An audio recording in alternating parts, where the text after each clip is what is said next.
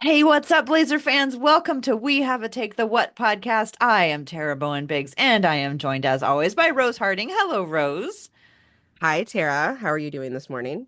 I'm doing fabulous. We are so close to the season starting, and I just want the season to get going so that we can see what happens and get on to the next one.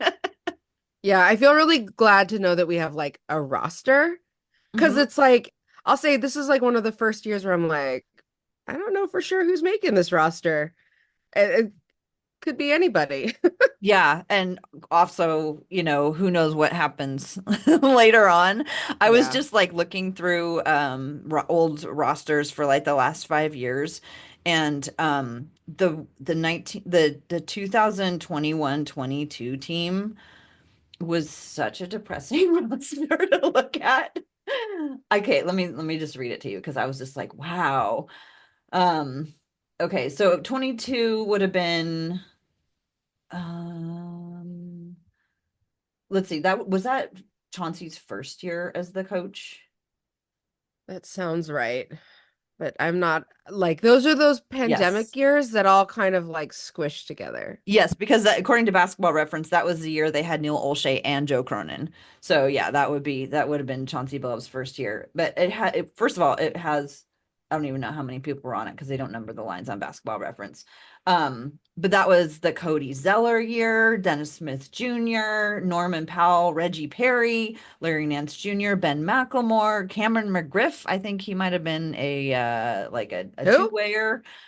Keon Uh, Johnson, Elijah Hughes, CJ Ellaby, oh, I forgot about Elgin CJ Ellaby. Blevins. CJ Ellaby was like a proper like roster guy too. Yeah, that was a heck of a year. I mean, I'm sure we squeezed as much fun out of it as we possibly could. Oh, that was, I think, when we got Didi Luzada. And here we are in the Didi Luzada era. That's that's right. Oh my gosh. So I guess That the was point a is things change throughout the season. that's right. So was that the year that also Drew Eubanks got here? I think he was on the team. I think it was his first year. I think Yes, that was because his he first was, year yeah. because we signed him to some like 10 days for a while and like the it was like halfway through the season he did some 10 days and then we signed him for the rest of the season and then I made that comment on the in the podcast where I was like, I mean, Drew Eubanks isn't going to be here next year. And here he was coming back Yep, yep, year after yeah. year. I mean, it's actually I had not thought about this until like this moment, but it's kind of wild how much things can change from the beginning of the season to the end of the season. Yeah, it really is. It's wild. And like it's almost like going into this season expecting that things are going to change. Because before we're always like, oh, I'm sure it's buttoned up, but they're just going to make a few moves, or like they're definitely going to trade all these guys. Like, nope, we're not trading any of those guys. We're just going to have G League players for the whole second half of the team. You just never know what's going to happen. And now this season, I have, I'm not going to say I have expectations that there's going to be a lot of changes, but I have expectations that whatever happens, I'm not going to see it coming. Yeah, that's right. You just have to like the expectation is don't expect anything. I think so. I think that's how we have to approach it. And I think with that, what a perfect way to segue right into our preseason overreactions. Yeah, and so speaking of Drew Eubanks, I went to the game on Friday, which were the last preseason game of the year, and we played the Utah Jazz, and Drew Eubanks was there, and our seats were like I don't know, like right behind, like section 103, like row like G or something, like right behind the visitor bench. So I got like a really good look at the whole bench of the Utah Jazz when they like huddled up and stuff, and I'm like, oh, there's Drew. Drew, can I just say? I don't like to make these kinds of comments when guys are on our team, but now that he is not on this team, I feel much more free to say it. Oh, Drew Eubanks needs to get a new haircut. It is so square. His head is so square. I don't think his head is square, but his haircut makes his head look super square, like he's like a Minecraft character or like he's Guile from Street Fighter. Like it's just it's too much. I don't like it. I hope that he considers a different haircut in the future. Um because it's a very square head that I'm looking at. I don't remember looking, and because I wasn't standing, you probably got like because you were so close to the bench, you probably really noticed it. So I don't really remember the shape of his head, but I do remember when he would get a fresh haircut, it always looked really great. Like we'd be like, "Oh, doesn't he look really great? He got a new haircut." And maybe he's just somebody who didn't get them as frequently, and so he would just kind of let it grow out, and it didn't grow out as well, possibly. I don't know. It's just real square. I just need to put that out there. It's super square. And I don't want to say that it looks bad, but it really like I don't feel like I'm looking at a human head. Yeah. Maybe that's the style in Phoenix. Or no, he's not in Phoenix. Maybe that's the style in Utah. Utah now. I don't know. But Utah, I will say that Utah has, we used to always comment about how we had all the big white guys. No, Utah has all the big white guys. Hmm. So many big white guys on Utah. They still have Lori and they still have Walker Kessler, and now they have Drew, and they have some guy named Potter, and they also have that Kyle Filipowski guy who they drafted this year. And it was so funny because I was seeing him with his shooting shirt on. I'm like, who's that guy? I don't recognize him. And I saw him take his shooting shirt off and I saw his name and number and I was like, oh my God. And I turned to Rachel because PDX Rachel was with the game, which was awesome. I was like, it's their draft pick. And Rachel knew exactly what I was talking about because their draft pick, he was somebody who I think was expected to go kind of high, but he fell really far in the draft. I think he fell to the second day actually. Um, because he had like weird stuff. Like he had like Oh, he the was the weird guy with. girlfriend who like groomed him into religion and then like he like is not on he like abandoned his family Allegedly. allegedly, sorry, allegedly. That's but anyway, that's why he fell, I think, is like the was the understanding. But anyway, I was like, oh, this is him. I mean, he looked Hmm. pretty good. I don't know, I mean he looked pretty good for a team that looked really bad. Well, okay, so let's talk a little bit about the basketball that we've Oh watched yeah, in preseason. Um, they because we're gonna overreact to everything. Because you know what, you can win as a team that is heading into the season tanking. They can win as many preseason games as they want. And as a matter of fact, I'm a little annoyed that they didn't win them all. But and they only played four. The Warriors, ugh, who the Blazers are yeah. playing on Wednesday. They won all six of their preseason games, and they won like all but one of their summer league games. So they're going to be insufferable when they come in. But I don't want to, As they are as they likely to always are, be right? As anyway. they always Yeah. are. But okay, so talking about the Blazers and what we saw in preseason, the thing that struck me was that everybody who played was better on in the last game than they were in the first game. Mm. Like I thought everybody showed improvement, whether or not that improvement was just settling down and not being chaotic, or like, wow, Donovan Clingan is like actively absorbing uh like all of every all of the input around him and immediately applying it and getting better. What are some of the basketball things that you really liked that you saw during preseason? Well, okay, so I will say like I felt like the Utah game was not representative of the preseason as a whole. And that is what I got the most opportunities to really watch because when you get to go to the game in the arena, you notice a lot more little things that you wouldn't notice on TV. So, uh I will say I was very ex I got on the Donovan Clingan hype train because obviously he had an exceptional game. And I was realizing how like he has such good instincts and like I think that he must read the floor really well because he made really decisive good passes as a big Hmm. man. And I don't think I mean I'm not saying that like you can't do that, but like a lot of the times big men they get the ball deep in the paint and they're going to live there and they're not going to even look for a better shot on the perimeter.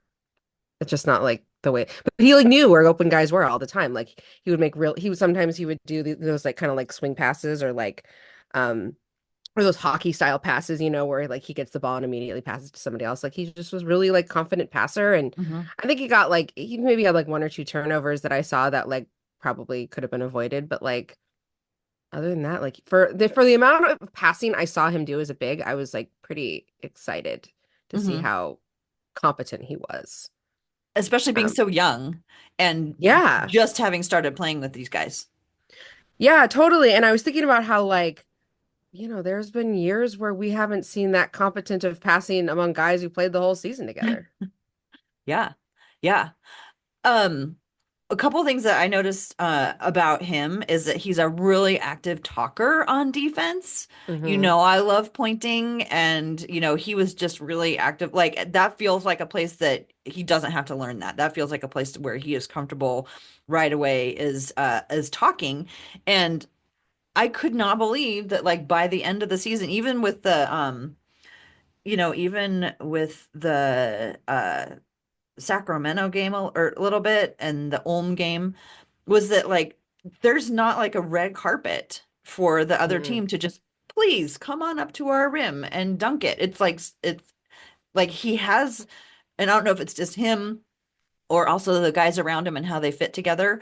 Hmm. But it was like, wow, it's been so long since they haven't just been like, come on up. It's been like I said that I thought that might possibly might happen, but then to actually see it happen was like, "Ooh, that's cool."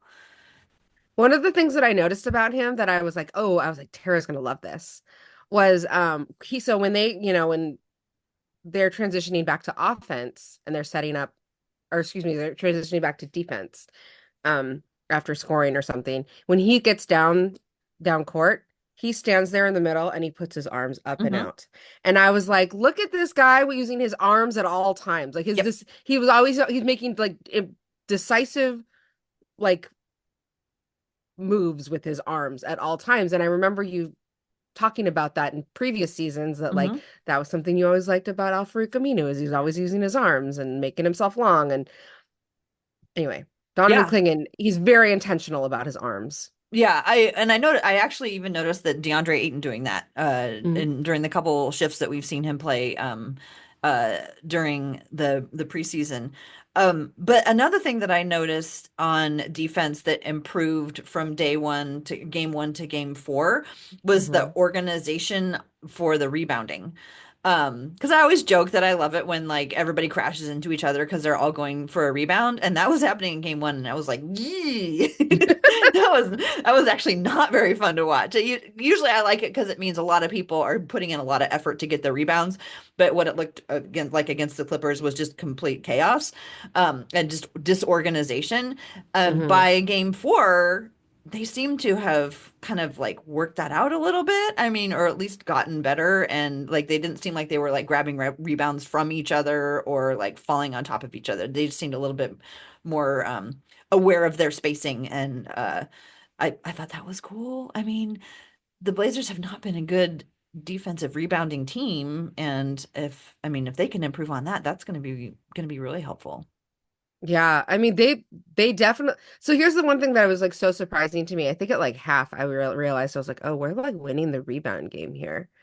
And like against a team like Utah where they're gonna like, I mean they didn't play a ton of minutes, but like Walker Kessler was out there, Laurie Markkinen was out Mhm. there. Like they played big dudes, guys who are good, and Hmm. Donovan Clingan can totally hold his own. And I think he had 20 boards Hmm. in that Yeah. game, and I was like, this is a little gaudy. But which I love, I love Yes. that because like honestly, like there were in the last couple of years, there were times where I'm like, get a rebound, any of them, any one of these will do. Right. Well, and for the last few years too, when everybody's standing there trying to get offensive rebounds and they're just all jumping and trying to get it and trying to get it, for the first time in a long time, I feel like the Blazers actually might come up with it. And I think Donovan Mm, Clingan has good hands. He doesn't drop the ball a lot, which is really hmm. nice, at least so far. I mean, obviously, this is a pure overreaction time right now because we're gonna have a season that who knows what's gonna happen. So let us enjoy this while while we can. Another person that a lot of Blazer fans have commented on, just like really brought it is Toumani. And Mm, like Toumani Camara, like when I was watching him, I can't remember which game. I went to the Ulm game, the Ulm mm. game. But it was before that game that I was like thinking Toumani Camara could be a starter on any NBA team. Like he's not necessarily a star, Mm. but he's ready to be a starter on any, I think he could do it on any NBA. Like I would feel, I don't know who I would take off the roster, but if he was a starter for Boston, I'd be like, sure, okay, I get it. I don't know if he starts for Boston. I don't It's know like who he maybe would the only replace, one. but I think he could do it. I really do. Yeah, I mean, it's just like Boston has a particular wealth of wings that are quite good. Well, that's what I mean. Because Like I don't know who he would replace, yeah, but I but you're think saying he's at least as good as their worst starter. mhm, yeah, Yeah, yeah, that's a good way to put it. yeah. Um, yeah. I don't know if I really agree with that, but I think that he could start on a lot of teams, and I think he would make he would make every team's rotation, like Hmm. and play meaningful minutes. Like, uh, there are definitely more. I don't know if this is actually true, but this is how it feels to me now that I've spent more time in the last year watching other teams play. I feel like there's better opportunities for bench guys than there used to be.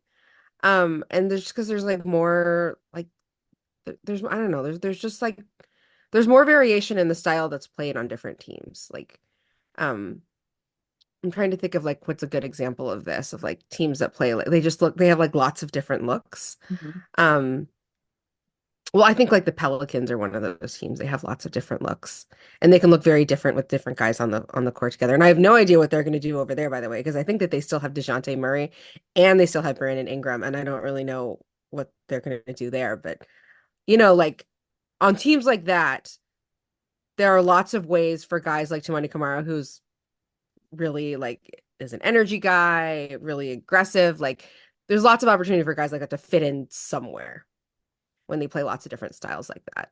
Um, and yeah, I also like I think about he's like 22 or 23, right? Yeah, I mean, He's he went young. to 4 years of college. 23? Is he 23? I don't actually Uh, know. yeah, I I know don't. that I know he was a 4-year guy. He's 24. Yeah, but I mean, he like he's bigger. He's. I mean, yeah. I maybe that'll be my take is that he could start for any NBA team. Any, he could be a starter because he just knows what he needs to do and he can do it. So I anyway I am excited about Toumani.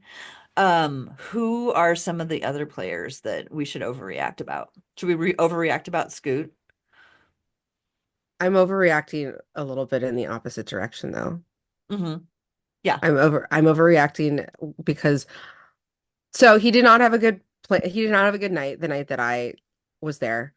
I and the thing that made me uncomfortable is that he did not look comfortable shooting to me. Hmm. Like so we were really close to one basket. And so when the Blazers were on offense on our side of the court, like I got a really good look at Scoot going into his shot, and like it does not look natural. I feel like a lot of his like I feel a lot of effort behind what he's doing, and it like made me nervous because I was like, "Oh, this doesn't look like something that's just like, oh, he just missed. It feels like there's something like wrong, and I don't know if it's got nerves or what, or if he's like really trying hard to absorb the game and read the floor, but like it felt he felt nervous or something to me. Like I did not feel natural or good, Hmm. and that gave me a little bit of like a ooh.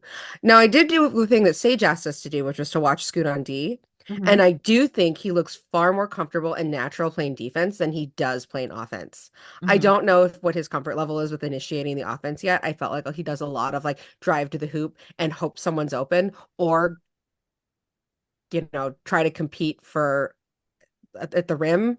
That's like what I saw of him. And then I saw him take like several jumpers that didn't look very good to me. But um he looks very natural, like getting down on defense, wanting to play. Like it looks like he's very comfortable playing one-on-one. He like he's very active, but the offense stuff made me nervous.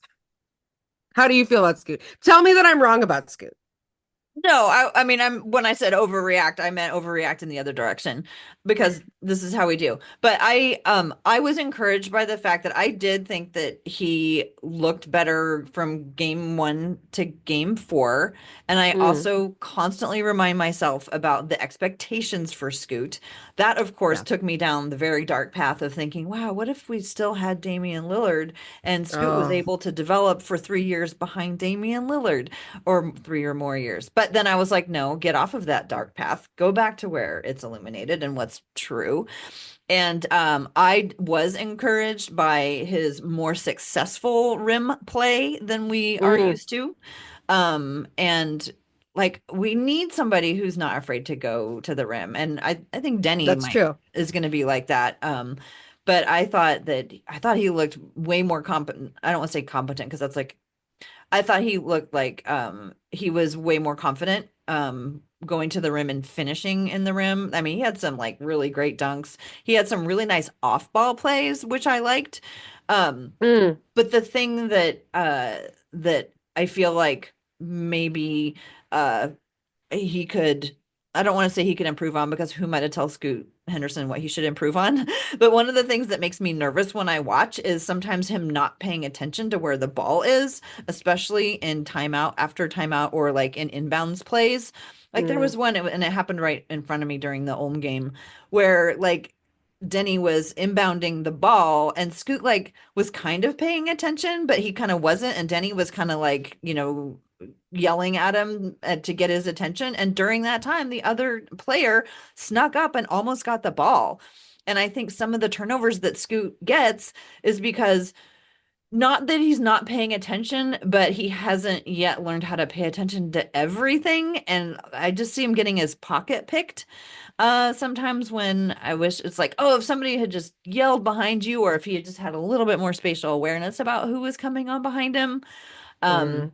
so I hope that's something that can get cleaned up. But I did feel like um again, expectations. Okay, let me rewind a little bit. So once Shaden went down, we were like, okay, well, it's going to be Anfernee and Scoot starting. And, and then now Toumani has come on and people are talking about maybe now it's actually not Scoot is going to continue to come up off of the bench. And I Mm. think that's fine if he comes off of the bench. I'm not going to be mad I if he think that's comes off. fine I too. wasn't mad originally when I thought he was going to come off the bench. And then when Shaden went out, I was like, okay. But now it's like he's got so much time still to develop. Like we're not in a hurry with Scoot. And Yeah. it just seems like it's good. He has more success when he can watch the game for a little bit. Um, and see, and then go in and get in where he fits in or whatever the saying is. One of the things that I had really hoped to be able to see this season that I didn't see last season, and maybe I'm just gonna have to be a little more patient for it, is like to know what is Scoot's shot. Like, I don't know what it is yet. And when I watched him shooting, I was like, I don't think this three is your shot. And I saw him take a couple from the elbow, and I was like, this could be your shot. It looks a little more comfortable, but it still felt a little like tight. Um, and so I want to know what is his shot that he's looking for that he Hmm. wants? Because like a lot of the times, like you like when you get to know of players and their style, you're like, oh, I know what he's looking for right here. Like I know what he's looking like. I know what this guy's looking for. I know what this guy's looking for. Like everybody knew what LaMarcus Aldridge was looking for, but it didn't matter because he could still get, he could still get it anytime he wanted it. Like I just want to know what Scoot's looking for. And it can't I guess it could just be like at the rim, but that makes you pretty one dimensional as a Hmm. player. And so I think that he needs to find another type of shot that he's after, Yeah. um, that makes him a little bit more challenging to guard. Um, I was like, he looks, when you're like down low, sitting like down low in the arena, you can really appreciate how fast he is, though. Mm. He's so fast. He's so small and fast. And like, yeah. Anyway, I just want to say that about him. He's very fast. And I do think that there's something there. I still think it's like he's still learning how to run an offense. Hmm. And like if you're like, and I was thinking about this, like if I was trying to learn how to run an offense where you have to think constantly and it's not, you're not like relying on instincts yet, a lot of that thinking is going to show up in the other, in like all of the ways that you play. So like Hmm. maybe that shot will work itself out as soon as he doesn't have to think so hard about like reading the defense, knowing what to do next and making the right play. And I don't know, like, but again, you're right. He has time to develop. We don't need him to be a superstar yet. I would love to be able to get a feel for like who he has good chemistry with and also what shot he wants. Hmm. Like those are the things that I want to see this year. Like hopefully by the end of the season, when we look back, I'll be able to be like, oh, those questions that I had at the beginning of the season, I'm starting to see those come together now. I think that's a really great thing for to watch for. What is his shot? Because that's something that will be like once he figures it out, it will become clear to us. And and hopefully in year two, that would be a good time for him to find it. But because otherwise, I think he just needs so many more reps. Uh, and whether it's starting or off the bench, he just needs a lot more reps so he can practice all those things that he has to process. It took Anfernee quite a while, uh, to get to be able to handle the ball as confidently as he does now. And we Speaking of had to be, we got to be patient with him Mhm. because Yeah, he was sitting behind CJ and Dame. yeah, yeah, yeah.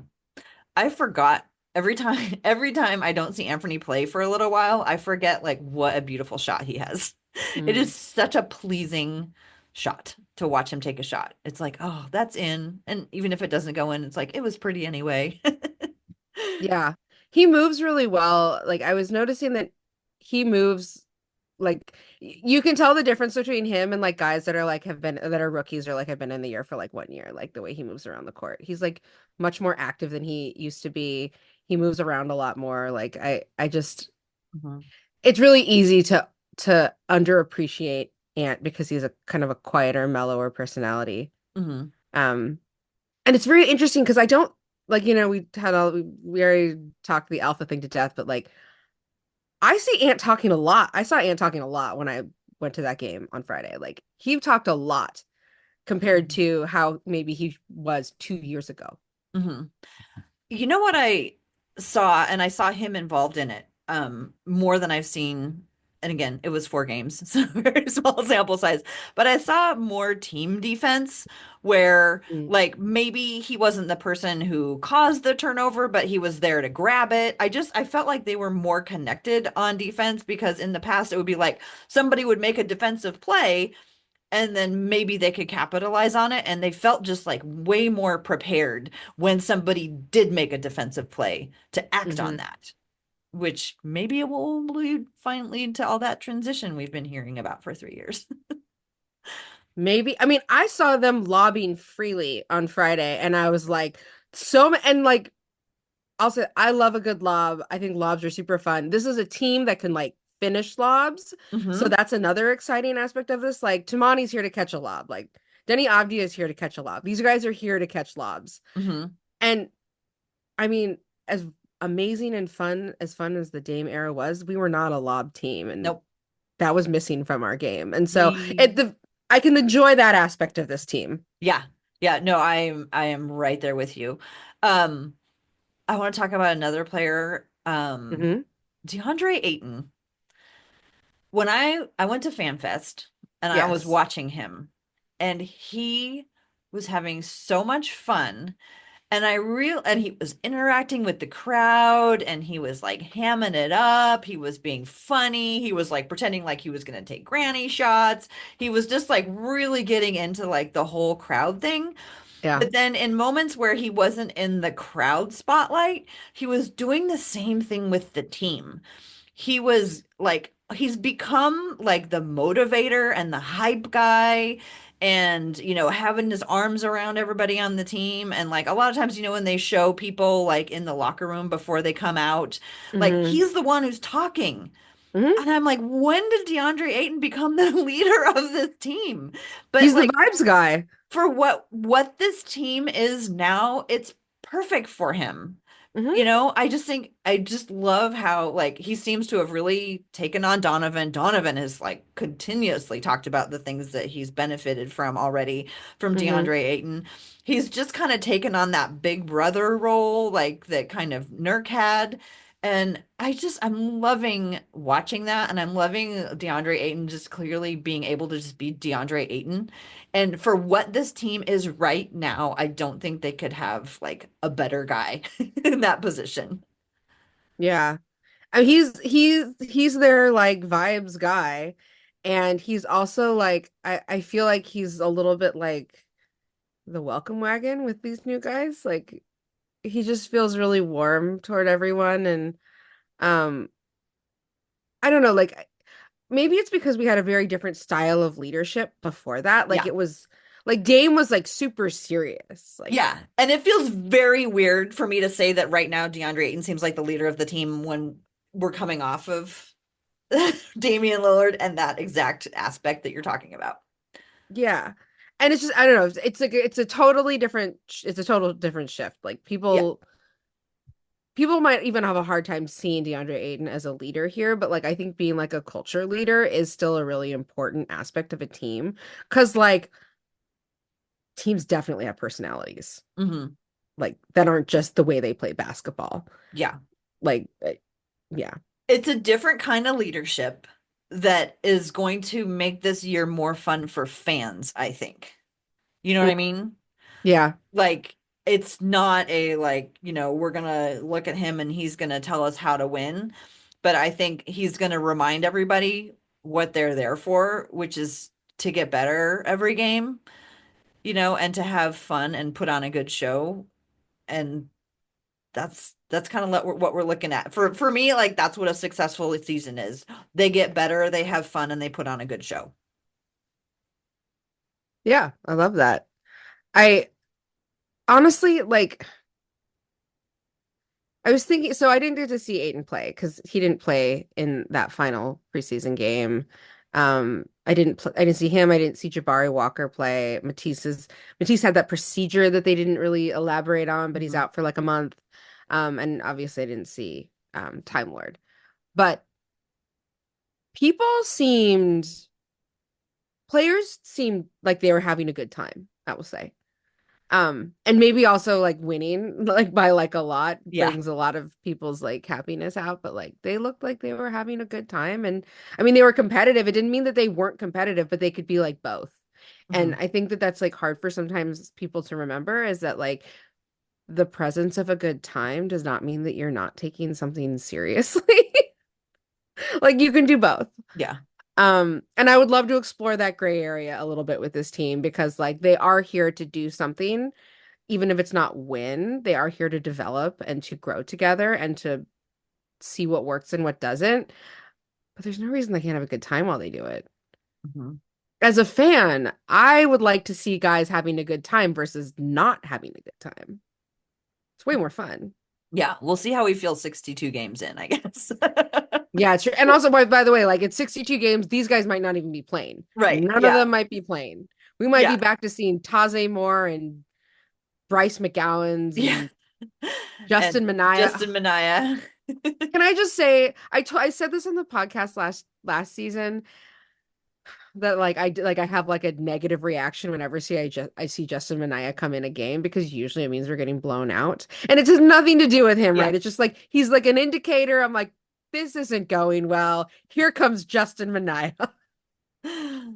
I saw him come in like garbage time when we were like winning, and I was like, "Oh, Justin Minaya, it's nice to see you." So it can be turned. It's like this the feeling that I have about him, it can be turned. I'm not stuck with it forever, and I can find joy in seeing him. It's just so rare that we're blowing anybody out. I know. I know. And that is important that we're able to retrain our brains in that way. Um, I don't know. Is there anything else we need to overreact about for that? I have other thing I want to overreact about. I am cautiously optimistic about my left-handed brother, Kris Murray. Hmm. Yeah. I think, I'm interested to see what happens with him this season because I think that this is a season where we like I I think we should be seeing growth from him. But I'm cautiously optimistic about him because he's now in like a team like settled in after, like being with this team a little bit and I can see there being opportunity for him. Although, man, now like the that wing position is a little funky. But with Shaden going down for a little while at least, I don't know who's gonna end up playing, but I feel like there's gotta be some Chris minutes. I loved looking out on the court many times and going, the Blazers are tall now. Oh yeah. I was like, we got everybody on the court is over 6'8". There were times when Mhm. Delano's in, and even when, it's not Delano, if it's Scoot or Anfernee, we have Mhm. so many tall and lengthy players on the team now. It's like, oh, this is cool. Yeah, and like athletic guys. Hmm. Like not everyone is like super athletic, but like a lot of these guys, like they move really well. Hmm. Um, and I don't know, like we are more athletic than like I don't know, like the last iteration of our team, Hmm. like the Stotts era. Like I don't think we were this athletic before. I agree with you about Kris Murray. I think it makes cautious optimism seems good right now. I think all these guys benefited last year from being able to go down and play with the remix and keep learning and keep moving and keep developing. And maybe they'll spend more time with the remix if they're not getting playing time in the game. And I really but I love having that possibility. And another person that I was like, oh, he's really added some things is Rayan Rupert. I I was just did gonna say that. I did not get excited last season when he came on, even though I should, and in my heart I was very happy for him. It was just kind Hmm. of like, what's gonna happen? I didn't quite understand the vision. And I would love for him to expand his repertoire to be anything in addition to the Euro step. There is not a bucket that he cannot turn into a Euro step, but I get it. But yeah, he was feisty out there, and again, that familiarity with the team you could see that's just a better comfort level. And as long as he gets to keep playing, it doesn't get cold. I think he seems to be on a pretty good trajectory too. So I got to see some decent Rayan repair minutes in person, and he looked far more comfortable moving, just sort of Hmm. in general. Like I think it Yeah. was Kat last year that made a comment that like he'd grown quite a bit last season and that he was still kind of maybe getting used to his body. He looked far more in control and like intentional about his body and where he was and where he wasn't. And so I don't know, maybe that's comfort with like the scheme a little bit, but it's also looked like comfort with his body, the way he was moving. Well, and I agree with that, especially in terms of where he had his feet. Because I definitely noticed his feet, and maybe it's because he wears bright red shoes, but I was definitely noticing like he was really light on his feet when he was playing defense, and that made him like really mobile and able to like really twist around some guys and go over some screens and do some things that kind of surprised me. I was like, well, this is cool. Yeah, and to me he looked like a decent rebounder too. Hmm. He looked like a decent rebounder. Like I'll say I like to look at I think he's technically a guard. Isn't Repair technically a guard? Um Small forward guard, something like that. He's like 6'7" or 6'8". Um I look to see I'm like which guards kind of get in the mix actually trying to get rebounds because for a long time we didn't have good rebounding guards. Hmm. Um and now it's like there's much more parity across the guys that like Scoot likes to rebound. Scoot likes to go after rebounds if he can. Like I'm just interested in a rebounding guard. What can I say? Yeah. Yeah, we had that very tantalizing taste of it with Josh Hart. And then it was like, "Oh, wait, they can?" They can rebound. They can lead your team in What? rebounds. Is that a good thing? What is this? It's not a bad Yeah, thing. so I don't know. Just it's nice that there were many promising things. I think we both have our head on our shoulders, and we know that small sample sizes do not necessarily translate, but at least we have a little hope that the development is continuing, and that's what we're looking for. Yeah, that's right. Should we Um, turn? Oh, go ahead. oh, I just wanted to say I was also pleased to see that Delano Banton made this team. Me too. I love DB Hooper. I wanted to say that because we weren't sure, Hmm. and I thought he would make this team, but I wasn't like You never sold. know. You just never know. And also, like, we could have easily, like, now with the remix in play, there's a bunch of other like options that I just didn't have to consider before, really. And I'm just glad to see that he made this team because I think he's a very interesting player. He's this tall point guard and he just runs the floor like a gazelle, man. Hmm. Yeah, totally agree. That made me very happy yesterday. Okay, yes. Sorry, I interrupted. No problem at all. I'm glad you brought it up. We're gonna talk about the what awards and talk about which awards that we are planning on giving this season. So any Blazers who are listening can know what they'll be competing for, in addition, to all of the things. And also the NBA Cup. I will just say those I want the team to win the NBA Cup. That's the hill I'm gonna die on. Is I that I saw want you make a commitment on Twitter, so it's practically a contract, which Yeah. was that you were going to get the NBA Cup tattooed on your body if Oh, they won. absolutely.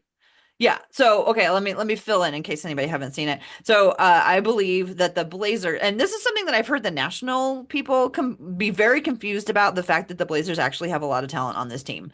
And they're like, I don't know, the Blazers might accidentally make the playoffs. And like we all know that's not going to happen. The Blazers will do whatever they need to do to make sure that they're in a good position. Um, and also that our players develop and then also our veterans are taken care of. But the NBA Cup, sponsored by the United Arab Emirates, is before the trade deadline. It actually is over mid-December.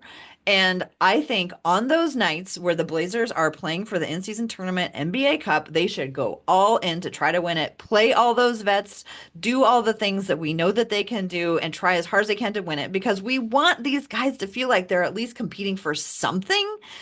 And the great thing about that is there's there's three games where they have to play against their other opponents. There's a quarterfinal, a semifinal, and then the final. If you win that, it doesn't even count in your wins and losses. So it would be like a free win if you were, let's say, a team that cared about wins and losses in order to achieve certain goals.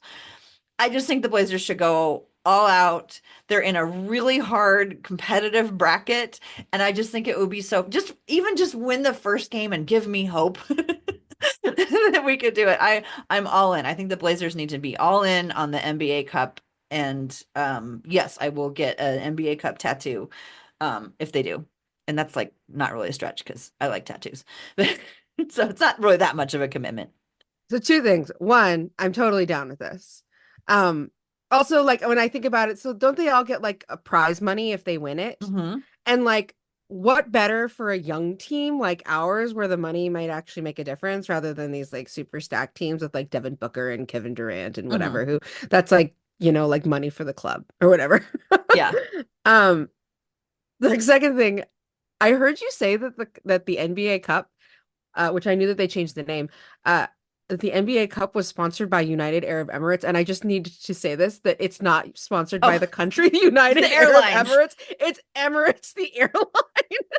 I was like, we have Thank a you. country sponsoring the NBA Cup, but I had to go Google it while you were talking to confirm Because it because was potentially, you're like, I was like, this doesn't sound right I at was all. just wrong enough. I'm pretty sure it's Emirates Airline.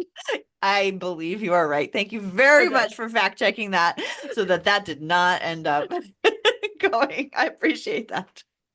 Like, wow, cool. A whole country. Sponsored by United Arab, no, Emirates Airlines. Maybe you got it confused because United is the name of another airline. I don't know what I'm doing. You know. Anyway, I'm Anyway, thank you for pointing that out. I'm But let's super down. I'm let not getting the tattoo though, but I'm not a tattoo person. Okay, the award. So, in addition to playing for the NBA Cup, the Blazers can also optionally play to win a what award. And here are the categories that we have talked about. So, let's start. First one, we always have to have a fashion one. And Yes. so, we're going with best accessorizer this season. I have to say, that's not my favorite one, but that's okay. I liked most improved fit, but you very smartly pointed out that we should actually have a most improved blazer award because this year is about all about improvement. So I absolutely love that award. And it was just going to be too confusing if we had most improved blazer and most improved fits. So best accessorizer will be our fashion option. And I'll just say this, like, I appreciate a best accessorizer because we do have some guys on this team right now that are very good at accessorizing. Like before, we were like, "Oh, Jeremy Grant's just going to run away with it," but like now we have DeAndre Ayton. DeAndre Ayton has very good accessories, and he didn't win Most Improved Fits, but I think he could be like quite a formidable competitor in Best Accessorizer. Yeah, I saw those diamonds up close once when we were having a fan or a season ticket holder event, and Mhm. my goodness, his necklaces are gorgeous. Did you notice the DC that Donovan Clingan was wearing in his I walk-up? did. His chain? Yes. So I asked myself, I wonder if DeAndre Ayton gave that to him because DeAndre, he's very big, with diamonds and with medallions. So I went and I looked at Donovan Clingan's Instagram account To see if you could find the necklace. to see if he had, and I did not see it before last week. However, before that, he has worn a diamond encrusted 32 for a while now.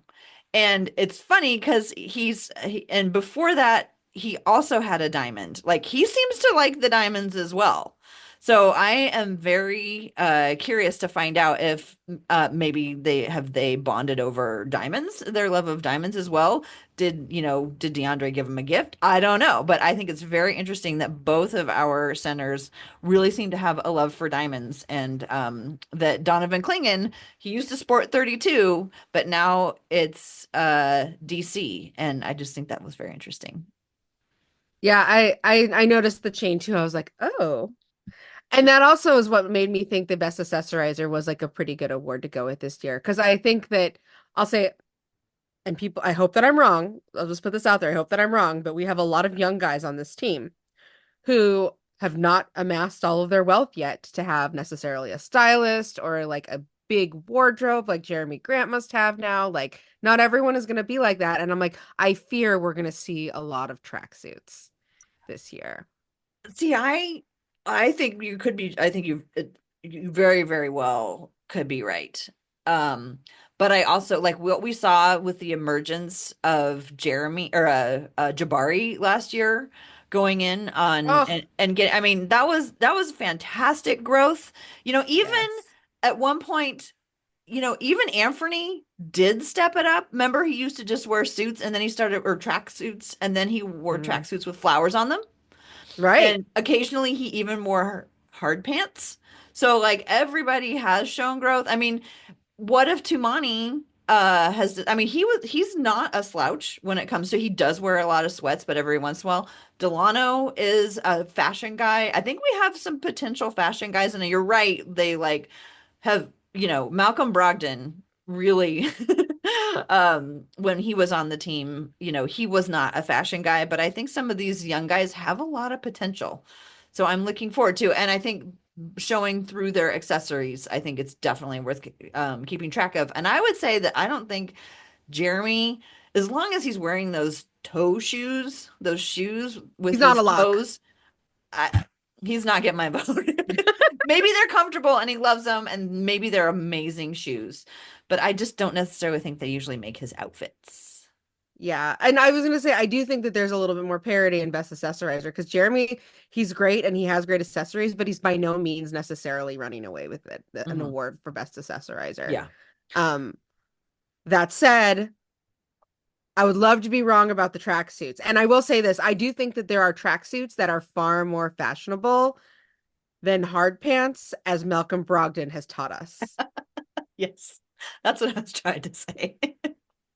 Like not all, like but like this idea that hard pants are superior to track pants is just not so. And Malcolm Brogdon was like, and I will remind you of that every Hmm. game day. Every Yeah. game day you will remember that sometimes track pants way more fashionable. All right. So, Blazers, if you're listening, one of the awards that you can compete for is the best accessorizer on the team. And The next one we're going to talk about is a new one that I just mentioned, most improved Blazer. Yay! It's kind of wide Okay, open.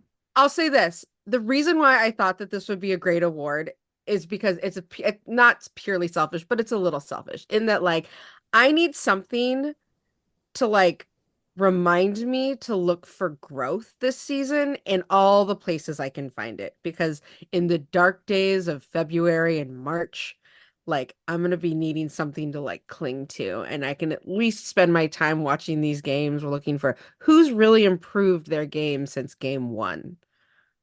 That's what I want to see. And that's what I want to remember from the season. That's what I want to spend time looking at this season. And if we have an award for that, like I'll definitely be reminded to do this. Well, and that's one that we can actually quantify if we feel like we need to. You know what I mean? Because a lot of time we go on guts and observation, but it's something that, we can actually track. If Rayan goes from very low minutes and one assist to a game per game, and then his minutes increase and suddenly he's getting more assists or more rebounds or whatever, we can like actually track and like point to numbers.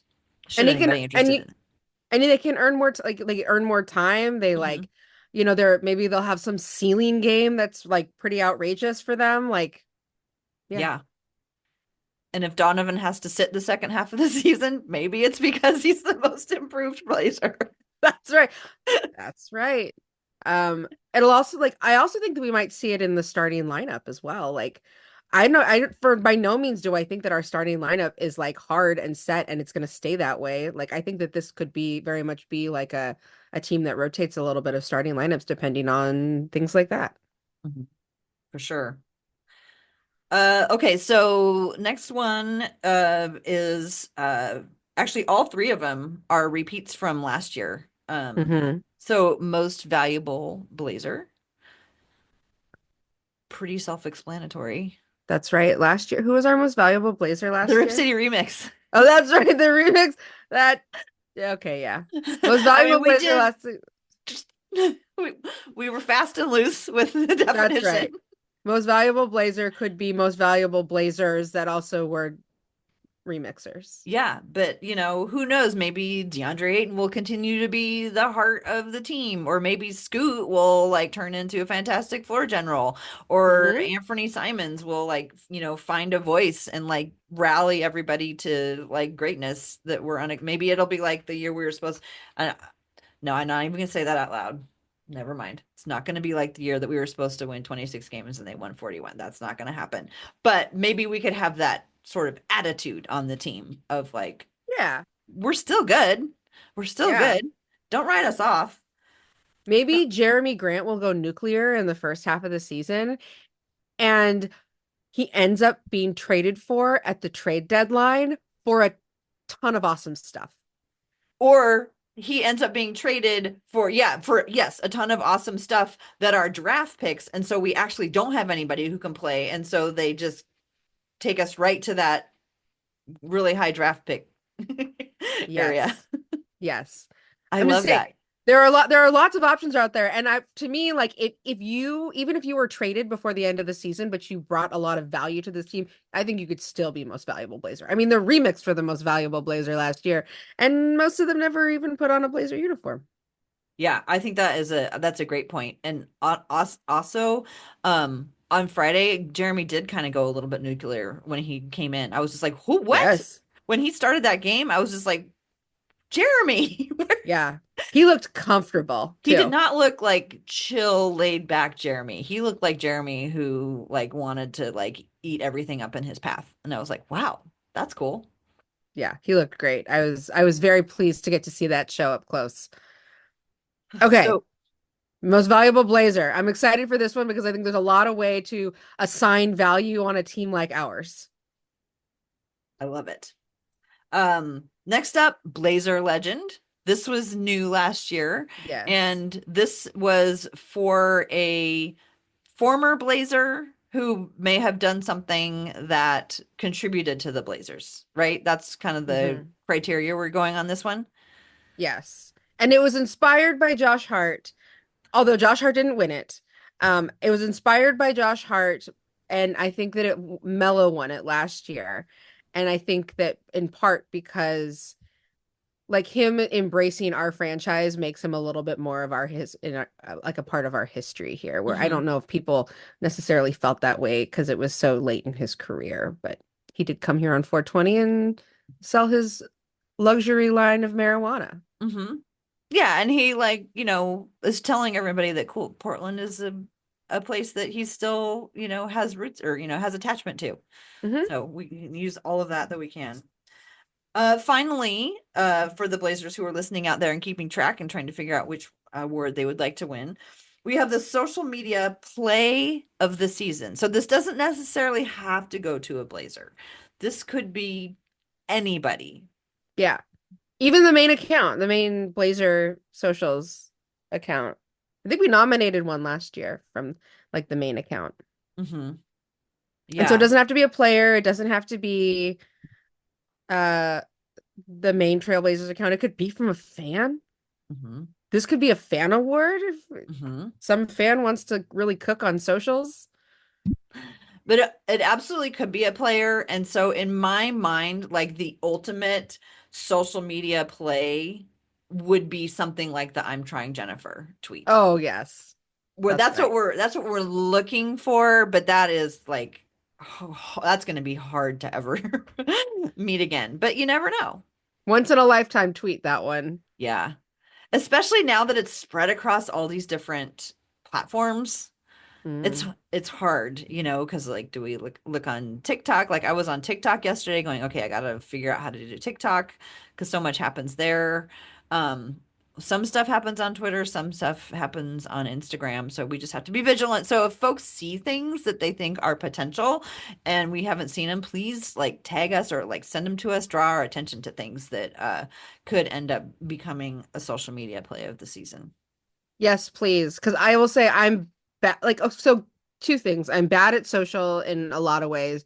And the other thing is that it's hard to find anything on Twitter anymore because it just keeps like, I don't know. It's just hard to see anything that you want to see. All you see is shit you don't want to see. Excuse me, stuff you don't want to see. Um, it's just a lot. So yes, please tag us. Let us know what social media plays that you see that we should know about. I'm wondering if the Rip City wrap up, like, okay, I have to admit, I'm very excited that we have a new post game show. However, I did fall asleep. No, nothing, that is the fault of any of the hosts of it. I just was tired and not feeling great that night, so I fell asleep. But I'm wondering if it's going to be like that Blazer Pulse show which used to be hosted by Brooke and Dusty, and they did spend a lot of time like highlighting tweets and things that people hashtagged. Mm. Um, and I know that before the show, for the Rip City wrap up, they were asking people to like tag their stuff. And so I don't know if they ever showed stuff on it, but maybe, I mean, I remember for me, that was like a big entree to me into the whole larger Blazer fan base. Like if I hadn't watched the Pulse and like gotten things up or tried to get things up on the Pulse and seen people like repeatedly be shown on that, I probably wouldn't have met nearly the number of people that I met and become like friends with people because it was just a cool way to like kind of draw people together. So Mm. I wonder if that's is going to be something that the new show will do. Yeah, that would be awesome. I also remember like maybe like 8 or 10 years ago, the the official Trailblazers content folks like used to do like a little post game and Yeah. send out I don't know if it was like an email or what, but they would like link like these were the best tweets of the night. Yeah. And like that's how I found a bunch of the right people to follow, to be honest. Yeah. Yeah. That was I think that's how really, I found you. yeah, I'm sure that's how I found you and a lot of people. I mean, gosh, I wish they would do something like Trailblazers if you're listening. That was just a fun way to connect with other fans. Yeah, and it's also a good way to know about other people who like may be like avid fans that are not connected to the fandom through like some of those main groups that exist now. Because Hmm. like, I mean, I go to those games, like there's way more people there than people on Twitter and Threads or whatever. Like Hmm. it'd be nice to know where they all are. I forgot Because about Threads. Maybe a thread will win the social media play of the season. Well, you're gonna have to find it for us because I'm not on Threads. I'm trying. I'm trying so hard.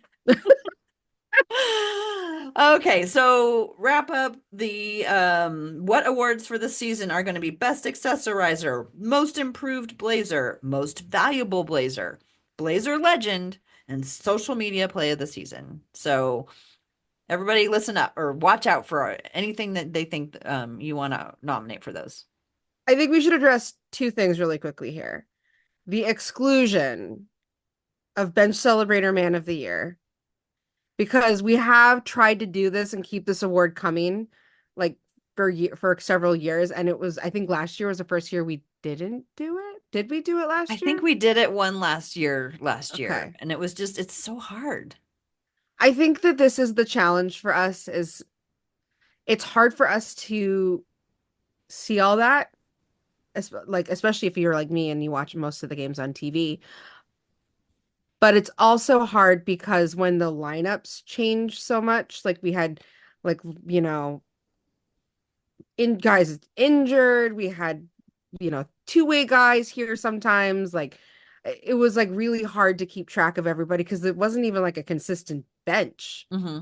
which is a weird thing to complain about. But like for bench celebrator man of the year, like you need to be on the bench consistently to win it. So I think that we just agreed that it was a little bit too hard for us to keep track of. Um, Although last year I don't remember even who won it. I can't Um, remember either. and it just felt really hard to even come up with nominations. Hmm. So, and the other thing that I will mention is that we don't have a most valuable pet still this year. Honestly, with the departure of Nurkic's cats, it feels a little bit hard because a lot of the Blazers now are not so public on social. Hmm. Um, and they don't share pictures of their pets. So Hmm. we like the only ones that I know of for sure. I know that I think Deandre Ayton has a dog, Hmm. and that Kris Murray has two golden retrievers Hmm. that are adorable with cute names. Hmm. But other than like I can't even I don't know think I don't even know if I know for sure any other pets. Yeah, I think we had a golden era and we didn't know that we were in it because Yeah. I was looking back at that and the nominees for the award for the first year that we did the awards for pets. It was Yusuf Nurkic's cat, Cody Zeller's dog, Robert Covington's snakes, Oh and and yeah. then I think at the end of the year CJ got Fiona. That's right. So That's it right. was And like a then golden age of Blazer pets. yeah, and Josh Hart got a dog the next year while he was in Portland. He got a dog at some point. And there was also Well, who had the fish? Was that Hassan Whiteside's fish? oh, that might be right. But like, you know what I mean? Like Yeah, we had like a ton of pets yeah, in other eras. yeah, And this era, it's like we don't need like I think that's also like maybe it being a younger team. Like, yeah, why get pets when you're not really sure what the next year will hold for you and you're just trying to get a grasp on NBA life and I don't know. yeah. Well, and what you said too, just about their presence on social media, is that this group just is less on social media than they used to be, 5 or 6 years ago. And I got really excited yesterday because I was on Donovan Clingan's TikTok, which has some amazing NIL content on there, and I was like, oh, sweet, these guys. Who do NIL are actually gonna have more content because they were doing, NIL ads and things. But then I get the feeling that maybe they're like once they're out of that, they're like done. They're like, oh phew, now I don't have to worry about that anymore. I just don't think that they're on social, like you were saying, as much as they used to be. They look more like business accounts than they used to. Hmm. Like if you look at a lot of like Shaden's account, like Shaden looks like it's run by his agent. It doesn't Yeah, look like his. Like these guys probably all have actual like burners where they like do all of their private social stuff with their real friends. yeah, And then their like main one is run by like their management company or something. yeah. I mean, there's just nobody like Katie out there. No, God. Well, and Dame has also always been very that we were also spoiled by Dame and CJ because they were also very good and real. Yeah. They did a good job of balancing that thing that like between something that was like kind of business oriented but still feeling really authentic. Um, but no one, you're right. No one's gonna live up to the messiness of Kevin Durant's socials, and he remains undefeated in this department. Like, make him the Twitter logo. We're talking about like everybody was, oh, who should be the NBA logo? I don't care who the NBA logo is. Make Kevin Durant the Twitter logo. I'll let you know when he comes onto Threads if he's on there. Maybe he is already. I don't know. I'll have to go look for him. Kevin Durant is the only basketball player that I have notifications turned on for on Twitter. The only one. It was like basketball related. It was like him and Woj has sunset, so I don't have notifications for him anymore. But I still have them for Kevin Durant because you never know when he's going to do something wild. I love that. Well, I should we go ahead and wrap it up next week when we talk? We will have actual NBA regular season games to talk about. Yeah, except for we have one thing left to do. Oh yeah. Did you have a take? Did you already say your take, or do you have a different take today? Didn't I say one earlier? Oh, my earlier take was that Toumani Camara could start for any NBA team. Yes, that's your take. That's my take. And the Blazers should play for the NBA Cup, which is not the United Arab Emirates. It's sponsored by the Emirates airplanes. Whatever. The airline, yeah. Airline. Yes. So I had two takes. Those are my takes. How about you, Okay. Rose? What's your take? This is my take. I thought of it while I was at the game on Friday, and I tweeted at you because I was like, I got to tweet this or I'm going to forget what my take is. This is my take. So I've noticed that we have like now like more male representation in cheerleading and dance team and stuff. This is my take. So some people probably don't know this, but when I was in high school, I was a cheerleader for like 2 years until I switched to a different high school. Um, and when I was in college for a time, my college boyfriend was a cheerleader, a male cheerleader for the University of Oregon. After watching the game on Friday, I will say this. I am pro like cheerleaders of all genders. I am anti anyone having to hold pom-poms, but especially the men. I am anti pom-poms. We Okay. don't need this. We don't need pom-poms. They were terrible to hold when I was in high school. They get gross in there. Like I don't even think they look good. They just feel like a relic of a bygone era of whatever. And like watch like I'll just say the guy and I agree with Rachel when we talked about this at the game. That guy was working those pom-poms, but I'm like, at what cost? At what cost? Nobody should have to dance with those pom-poms. That's my Wow. take.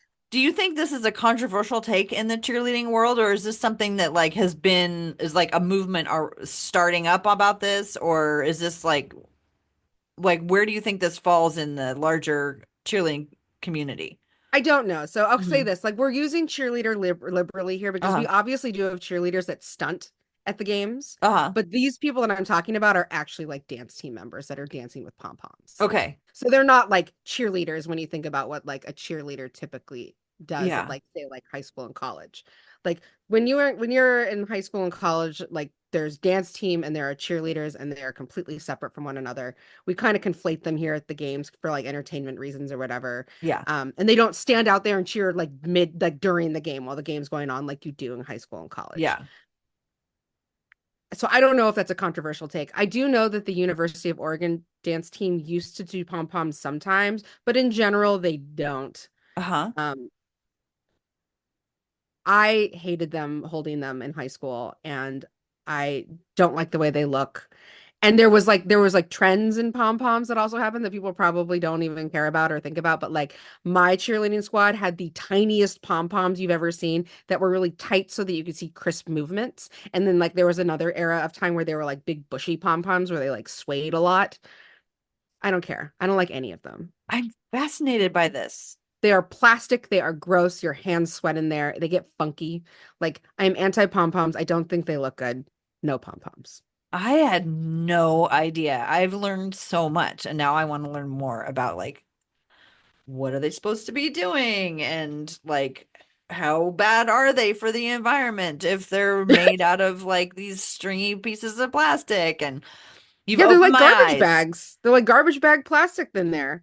And sometimes they have like glittery pieces in there. Mine didn't. Like mine were just like one was red and one was blue, and but they were small and they didn't even move when you shook them. That was like the worst part about my high school. They like got these tiny, tiny pom-poms so that you had like tight, crisp movements, but they didn't move at all.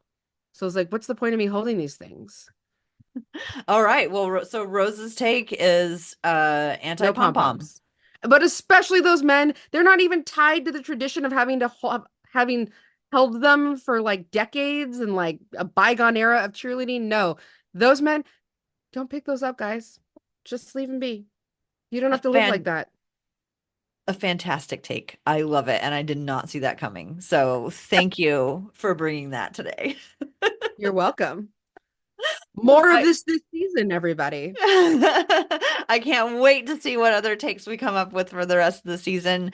Thank you, everybody who has listened to the What Podcast and everybody who has subscribed or even has given us a rating. That is like super appreciated. You can find us wherever you get podcasts. And we're also we do have a YouTube channel for people who do like to see podcasts. There's people out there who like to have a better time comprehending it that way.